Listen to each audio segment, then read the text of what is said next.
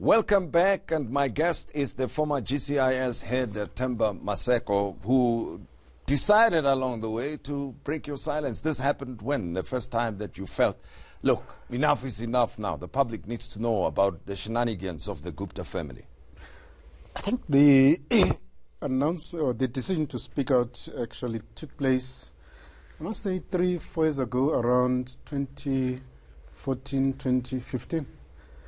Because it was very clear now, more and more people in government were whispering in corridors, even in party structures. Everybody was whispering to say things are going terribly wrong. And it became very clear to me that we needed to nip this thing in the bud, and that's when I decided to speak out. And the hope really was that more and more people were going to stand up and actually expose what was going on. And what happened? I mean, you spoke out, we know, we read, and we also heard from KBC journals, but that was about it, isn't it? And fake mentor, I must Well, say. actually, my decision to speak happened soon after KBC journals' announcement that this is what has happened. Yeah. So whenever I see him, I give him all the credit for that. But then more and more people started coming, and we then started as a forum of DGs to actually start getting together to talk about our own experiences. And the idea was that we needed to create a platform for more and more DGs who were on the receiving end of what was going on to actually start coming out. From your own experience and observation, how many DGs do you think went through what you went through and may have been dismissed or did their best to resist the Gupta approaches or the imposition from politicians? It's a difficult question to answer in terms of exact number, because what the collective of DGs was talking about was not just the Guptas, but their experiences with the new generation of ministers and MECs who were coming into government who wanted to do wrong things. And DGs were saying, but you know, there are rules that needed to be followed. Yes, which accounting officers the DGs as accounting officers have to abide by. We can't do all these kinds of things. And remember that especially after the Pulukane conference where President Zuma was elected, or former president became president of the ANC and eventually of the country, there was also a sense among a lot of the new ministers who were coming in who saw our generation as actually part of the Mbeki faction. So in a sense, there was an attempt to marginalize and even get rid of a lot of us because they saw us as but in pursuit of what? Of new well, in ideology pursuit or of then what? A lot of the issues that we're dealing with when it comes to corruption and state capture, ideology is the last thing to think about.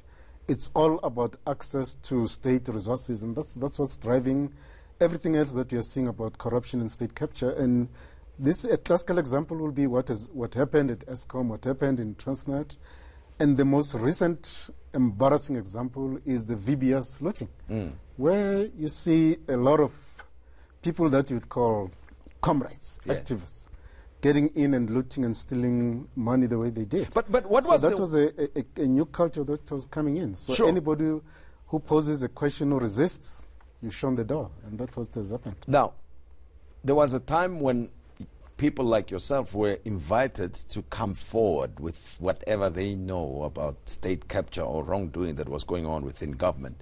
Yeah. The ANC headquarters, Luthuli House, invited you to go and share your experience with them. Were there any other people that went with you or went after you? And to what extent do you think the organization, the party as the party, separate from government, knew about the extent of corruption and the rot in the system?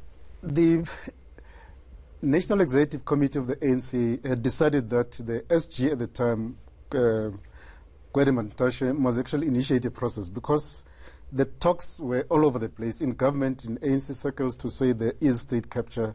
There's a lot of corruption happening in government. And they said he must lead a process to investigate and get people to come and talk.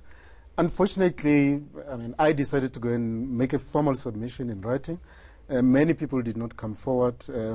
Fortunately, through the Zondo Commission, I think that we're going to start seeing more people queuing up to speak, largely because a lot of them did not trust the ANC process.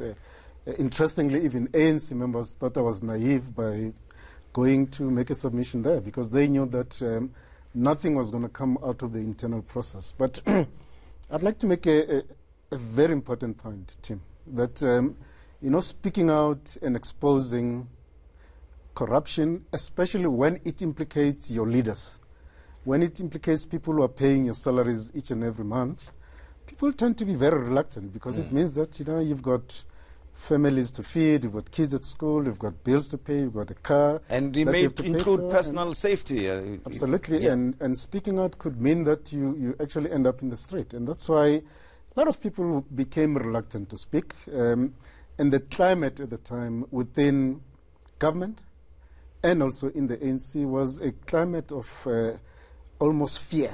Yeah. People did not want to speak. They knew what was going on. But the president of the ANC at the time, who happened to be former President Jacob Zuma, was a very powerful man within the party and government, and people wouldn't want to be seen on the wrong side. But let me ask you a direct question in that regard. We need to bear that in mind, yes. Yeah, especially on this question. Is it a generally accepted view within those circles that President Zuma was at the center of this state capture? Because, fingers are pointing at the Guptas, yes, but who was the main facilitator in the government? Well, a lot of evidence is starting to emerge through the Zondo Commission and all other commissions, SARS, etc., that were taking place. And sadly, a lot of the information is actually pointing back to him. And there is no doubt that the Gupta family played a crucial role in the state capture project and never denied their association with the president. And the president himself stood up in parliament and said these people were his friends and nobody's going to tell him who his friends are going to be. So when all of this evidence is emerging, unfortunately, and I think we're going to see as early as next week, where his name ends up appearing in almost each and every story that's going to be told here. And a lot of it is, I think, his direct involvement possibly, but a lot of it was actually done in his name. I can assure you without any evidence or doubt that some of the things that some of the Gupta people did probably did it in his name without even his knowledge, but because everybody knew that they had his backing, they actually took orders and instruction from this Gupta family. So unfortunately, he has to take quite a bit of responsibility. Sure, and just observing, listening, even in the corridors where people are whispering, how much damage do you think was caused to the institutions of government, one, and the economic mandate of the state-owned entities, and by extension to the economy of the country?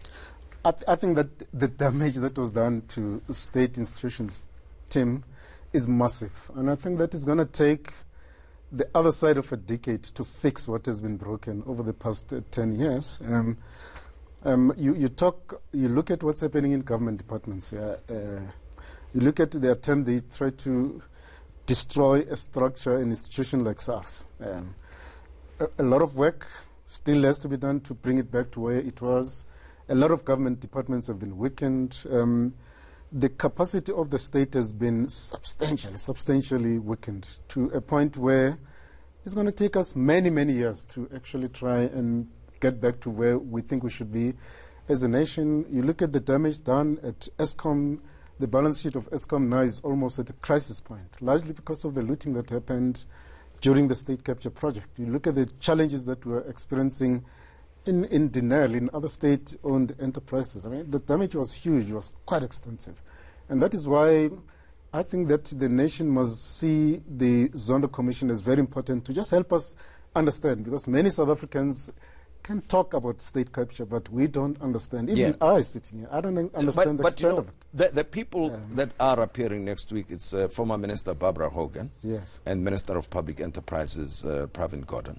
A lot is going to come out of their submissions, right? It looks like. And of course, we already have a sense of what Pravin Gordhan is going to tell the Zondo Commission. But are there particular role players that you think should be appearing there and are not coming forward yet? Are there names that come to mind? I don't want to be in trouble and be sued, because I don't have legal resources to defend myself, but some people were implicated, involved in state capture at ESCOM are going to have to come forward and explain their side. I mean, I'll be surprised if somebody like Brian Molefe doesn't actually make an appearance at the Zondo Commission to explain what really happened there. I would expect quite a few ministers. I do expect Minister Gupta himself to be able to go and explain what happened in state-owned enterprises during his tenure as minister there, Minister Lynn Brown, and many others. So I think that the next few weeks are going to be very important for people to just come out and speak. Now, it doesn't end there. Yeah. But the most important thing is that the law enforcement authorities must also start to sharpen their knives and prepare to act, because in the state capture project, lots of laws were broken.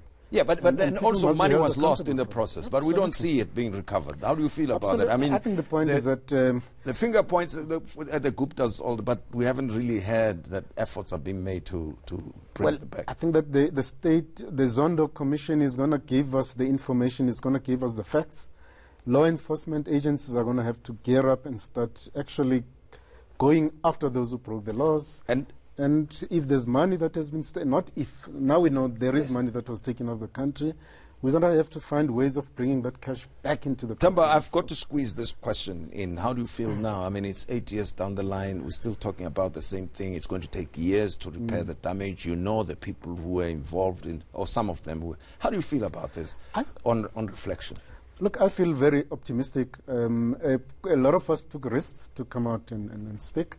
And I think that we've set the stage for more people to come and speak out and tell what happened. But I think that I'm very optimistic. I think that we are grateful that we have a lively civil society, we have a lively media. We also have a very strong judiciary that will make sure that things do not relapse to where they used to be. Because the real risk, what I'm really worried about, is that we'll end up being complacent and say, now we know state capture, let's move on. But the risk of a state being captured didn't start with the Guptas, will not end with them.